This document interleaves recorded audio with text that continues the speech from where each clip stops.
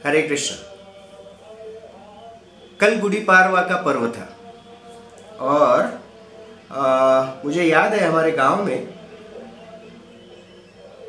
एक राम मंदिर था। हम सारे बच्चे अक्सर वहाँ उस राम मंदिर में खेला करते थे और जब उस राम मंदिर में खेला करते थे वो हमारे एक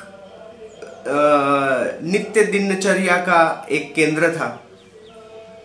उस राम मंदिर में हर गुड़ी पाड़वा के दिन एक कार्य आरंभ हो जाता था। प्रतिदिन शाम को सारे बच्चे एकत्र आते थे।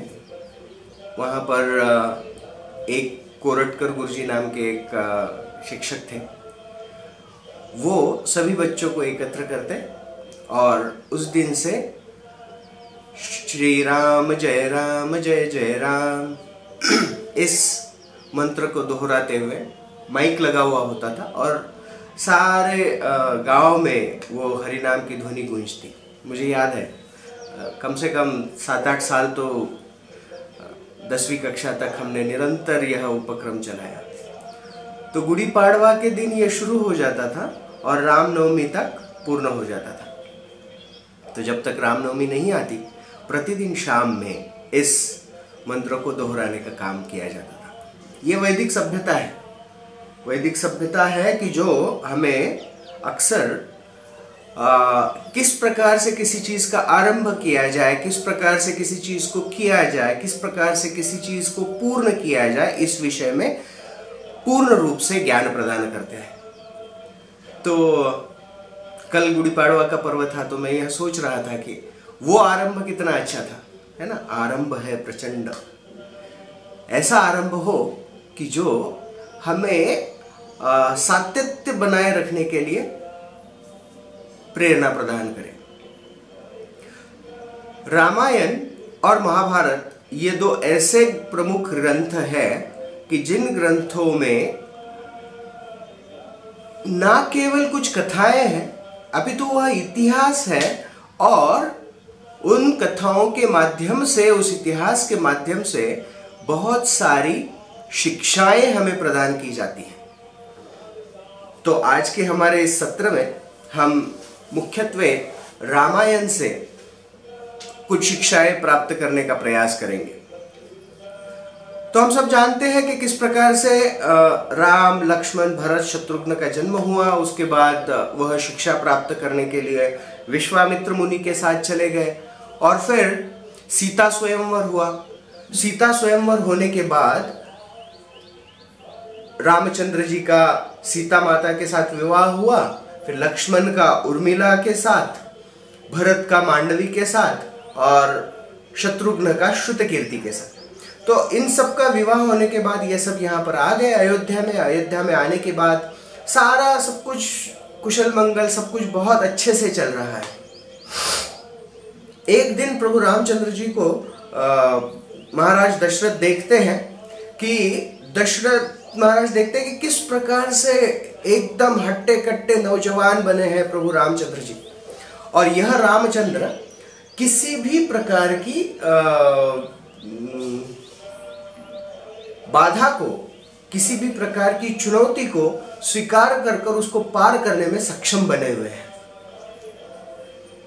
तब रामचंद्र जी की आयु 27 वर्ष की थी। महाराज दशरथ ने सोचा कि अभी इस राज्य का अगला राजा, उत्तराधिकारी कौन बनना चाहिए? रामचंद्र जी बनने चाहिए। तो फिर प्रयास होने लगा और जब प्रयास होने लगा रामचंद्र जी ने, महाराज दशरथ ने सर्वप्रथम अपने मंत्रियों के साथ विचार विमर्श किया और उन सबको कहा कि मेरा यह प्रस्ताव है कि आगे राम राजा बनना चाहिए। और जब मंत्रियों ने यह सुना तब उन्होंने अपने मन की बात कही और समस्त प्रजा के मन की बात कही। उन्होंने कहा कि सारी प्रजा प्रभु रामचंद्र जी से बहुत प्रेम करती है और इतना प्रेम करती है कि हर कोई उन्हें राजा के रूप में देखना स्वीकार करता है, उन्हें पसंद करता है। तो जब यह बात मंत्रियों के साथ विचार विमर्श होने के बाद महाराज दशरथ ने सभी माताओं को कही, तो माता कौशल्या बहुत प्रसन्न हुई।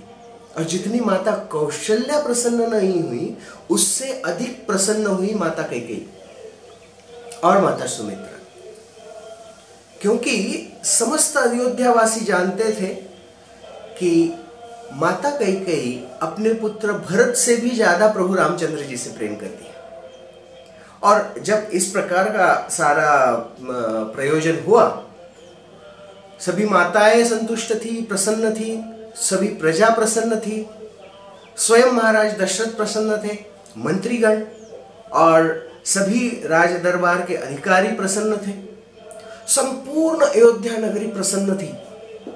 और यह वृत्तांत रामचंद्र जी को मिला।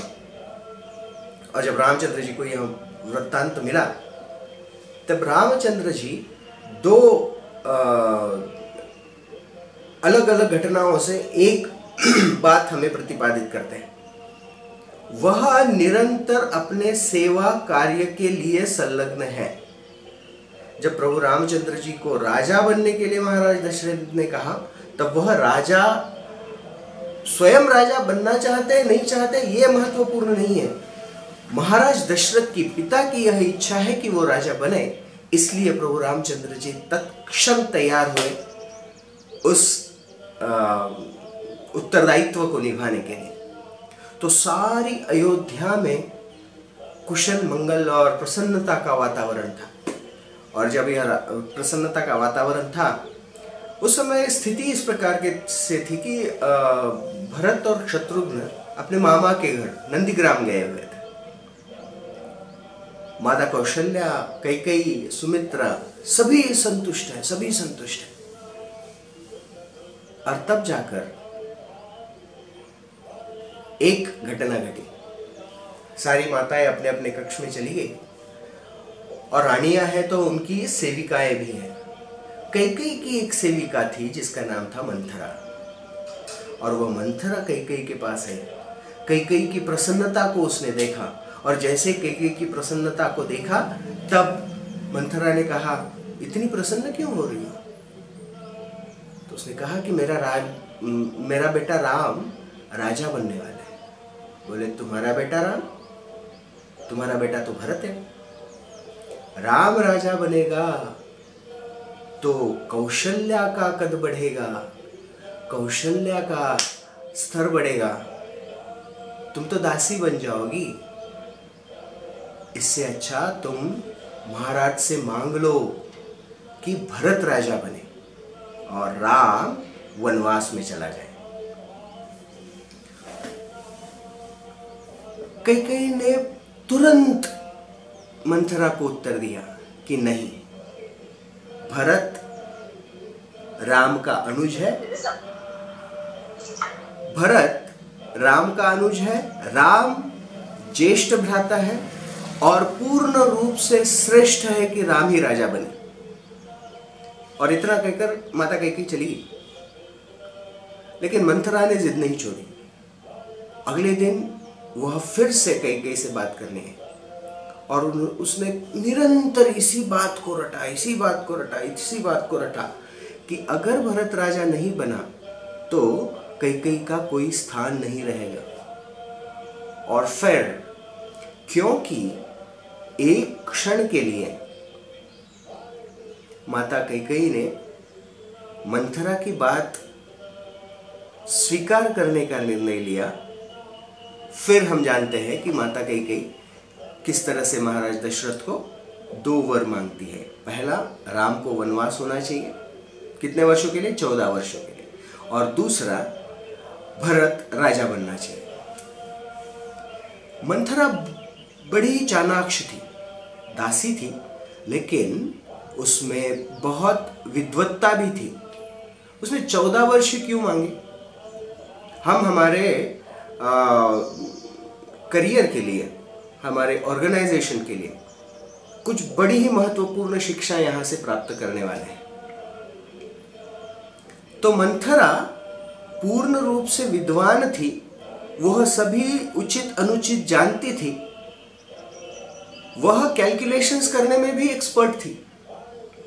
14 वर्ष क्यों मांगे? उसने हमेशा के लिए राम को वनवास क्यों नहीं मांगा? या फिर 10 वर्ष के लिए क्यों नहीं मांगा? 20 वर्ष के लिए क्यों नहीं मांगा? 14 वर्ष ही क्यों मांगे?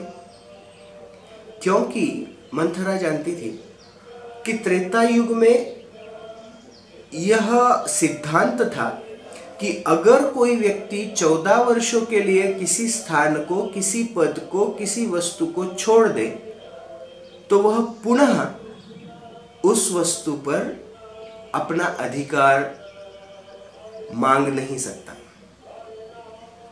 तो मंथरा यह जानती थी कि अगर 14 वर्ष राजा नहीं रहा ना राम, तो फिर कभी राजा नहीं बन पाएगा। तो इस बात को मंथरा जानती थी, वह इस कैलकुलेशन को जानती थी। इसलिए मंथरा ने कैकेयी से निवेदन किया कि वह राम को 14 वर्षों के लिए वनवास में भेज दे, ऐसा वर दशरथ महाराज से मांग ले और दूसरा भरत राजा बने। देखो, साधारण सी घटना है। और फिर कैकेयी महाराज दशरथ को मांगती है और महाराज दशरथ रामचंद्र जी को कहते हैं कि तुम्हें 14 वर्ष के लिए वनवास में जाना है। और रामचंद्र जी तुरंत तैयार होते हैं। तो जैसे मैंने कहा था, रामचंद्र जी का जो अटैचमेंट है, रामचंद्र जी का जो कमिटमेंट है, रामचंद्र जी की जो अभिलाषा है, वो सेवा के लिए है। It is for service. Lord Ram wanted to serve Maharaj Dashrath. If he says to be king, he was ready to be king in the service of Maharaj Dashrath. And when Maharaj Dashrath said, you go to the forest, you are exiled for the forest for 14 years, Lord Ram was ready to go to the forest just to serve Maharaj Dashrath. तो जो सेवा है, उस सेवा के प्रति रामचंद्र जी का समर्पण था। अगर महाराज दशरथ ने कहा कि राजा बनो, तो राजा बनने के लिए लॉर्ड रामचंद्र जी तैयार थे। क्यों? क्योंकि वो महाराज दशरथ की सेवा करना चाहते थे। और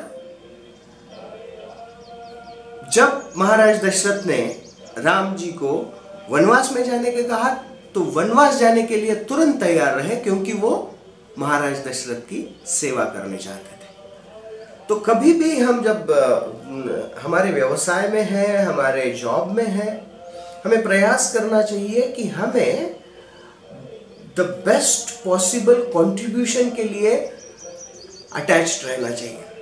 हम किस प्रकार से बहुत अच्छा योगदान दे सकते हैं, उसके लिए हमें तैयार रहना चाहिए। फिर वो योगदान किसी भी स्तर का क्यों ना हो।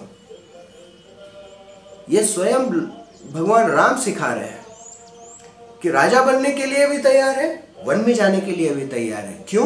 क्योंकि सेवा करना चाहते हैं, कंट्रीब्यूट करना चाहते हैं, अपना 100% देना चाहते हैं। He wants to contribute 100%. Why? To serve.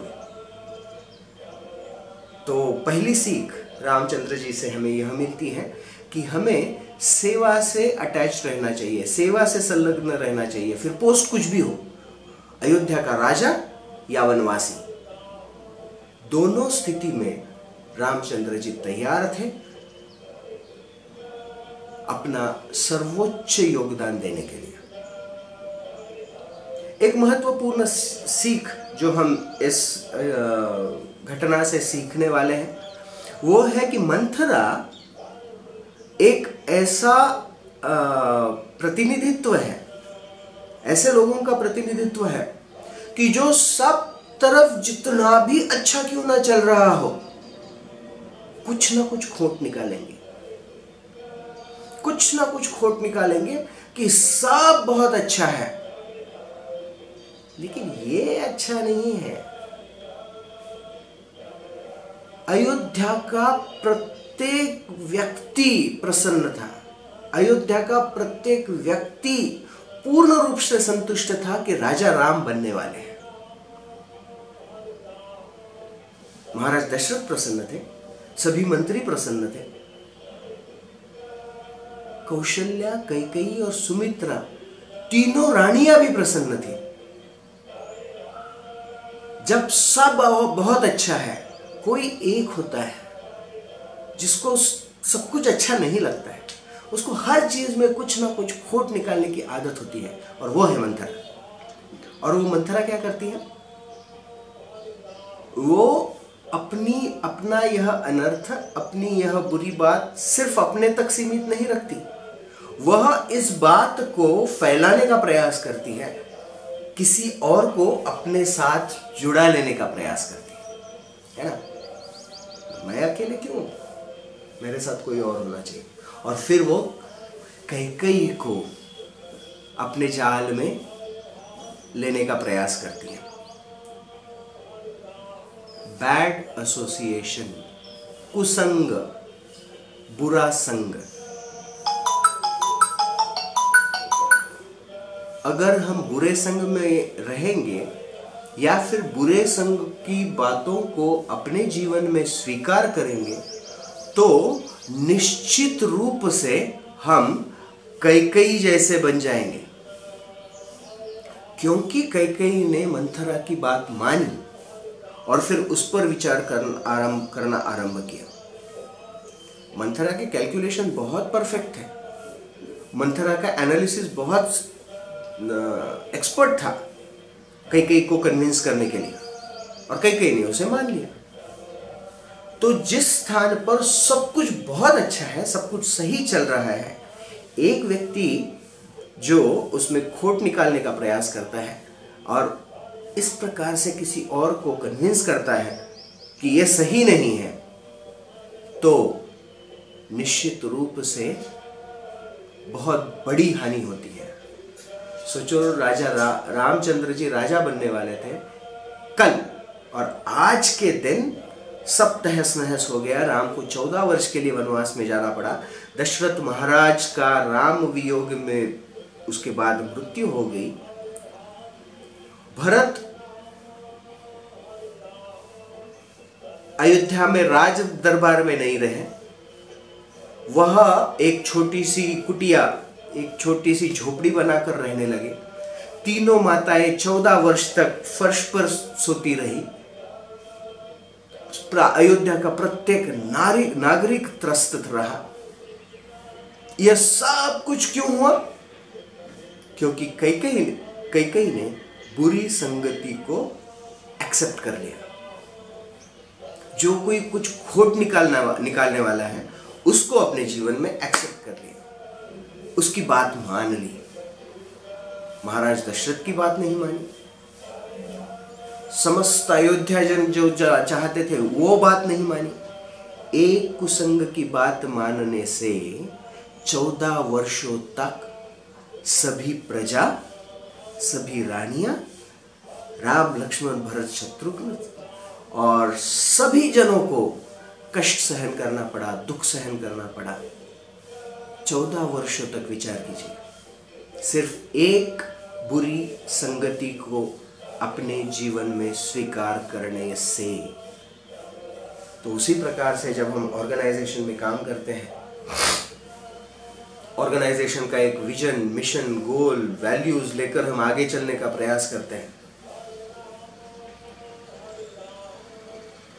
आवश्यक नहीं है कि वो सब कुछ हमारी सम्मति से हो। कैकेयी को पूछा नहीं गया था कि राम राजा बनेगा या नहीं, लेकिन फिर भी वो संतुष्ट थी। लेकिन ये ऐसे जो अल्प संतुष्टि, विघ्न संतुष्टि लोग होते हैं ना, मंथरा जैसे, वो हर चीज में कुछ ना कुछ खोट निकालेंगे। हमारे ऑर्गेनाइजेशन के बारे में, हमारे प्रिंसिपल्स के बारे में, हमारे नियमों के बारे में, हमारे कार्यकलापों के बारे में। हमें आवश्यक है कि हम जिस प्रकार से कैकेयी ने कुसंग को स्वीकार किया, वैसे हम कभी ना करें। रामायण की पहली सीख, अयोध्या का प्रत्येक निवासी जानता था कि कैकेयी राम से, भरत से ज्यादा प्रेम करती थी। कैकेयी का राम के लिए प्रेम भरत से ज्यादा था, लेकिन एक बैड एसोसिएशन, एक कुसंग के कारण वह क्या कह सकते हैं उसको, विलन बन गई, वो खलनायिका बन गई। रामायण में हर कोई उसे कोसता है, अयोध्या का हर निवासी 14 वर्षों तक कैकेयी को कोसता रहा, स्वयं उसका पुत्र भरत उसे कोसता रहा। क्यों? केवल एक क्षण के लिए उसने कुसंगति को अपने जीवन में स्थान दिया। तो ये बहुत महत्वपूर्ण है। दूसरी घटना आती है लंका में। लंका में रावण सद्मार्ग से हटा हुआ है, वो राम के विरुद्ध है। लंका के जो जितने भी मंत्री थे वो सब रावण की हाजी हाजी करने में लगे हुए थे।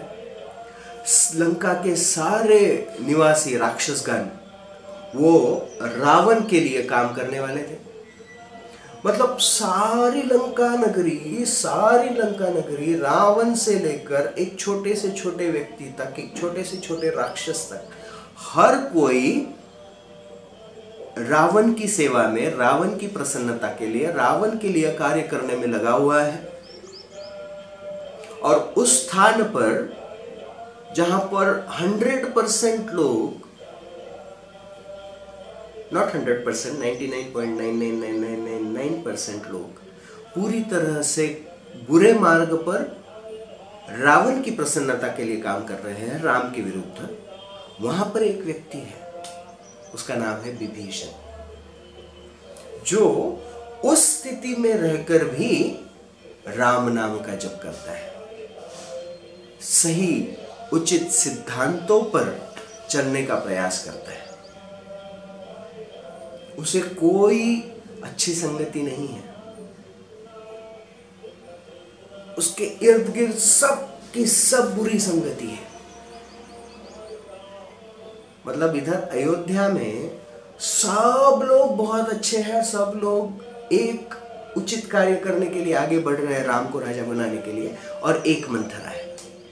और लंका में सबके सब रावण की प्रसन्नता के लिए कार्य करने के लिए तत्पर है और बुरे कार्य करने में लगे हुए हैं। वहां पर एक विभीषण है। तो निश्चित रूप से संग का प्रभाव होता है तब जब हम उस कुसंग का प्रभाव हम पर होने देते हैं। कैकेयी ने सारी अयोध्या में सभी अच्छे लोग हैं उनका प्रभाव छोड़ दिया और मंथरा के प्रभाव को स्वीकार किया, और लंका में सभी बुरी संगतियों को, सभी बुरी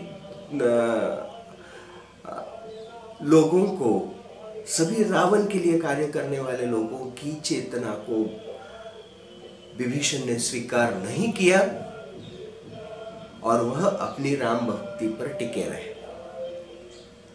तो निश्चित रूप से संग का प्रभाव होता है। Bad association is very bad, but if we allow that bad association to influence us, कुसंगति का प्रभाव बहुत होता है, बहुत महत्वपूर्ण है, जो हमारे सिद्धांतों को तोड़ सकता है अगर हम उसे होने दे तो। कैकेयी ने मंथरा का कुसंग स्वीकार किया, विभीषण ने लंका में किसी का कुसंग स्वीकार नहीं किया, इसलिए कल कैकेयी की भर्त्सना हुई और विभीषण का निरंतर गौरव हुआ। तो ये बहुत महत्वपूर्ण है हमारे जीवन में कि हम संग किस प्रकार का प्राप्त करते हैं, हम संग किस प्रकार से स्वीकार करते हैं और किस संग को अपने जीवन में स्वीकार कर कर हम आगे बढ़ने का प्रयास करते हैं। हमारे जीवन में अक्सर हमें टोकने वाले, रोकने वाले, बुरी राह पर ले जाने वाले, जो अच्छा चल रहा है उसके विषय में बुरा कहने के लिए प्रेरित करने वाले निरंतर मिलेंगे। हमें आवश्यक है कि हम जो योग्य पथ है, जो सही रास्ता है, उस सही रास्ते को कभी ना छोड़े और अपने उत्तरदायित्व को 100% करते हुए आगे बढ़ने का प्रयास करेंगे। अगर ये करेंगे तो निश्चित रूप से हम हमारे जीवन में सफल बन पाएंगे। हरे कृष्ण। तो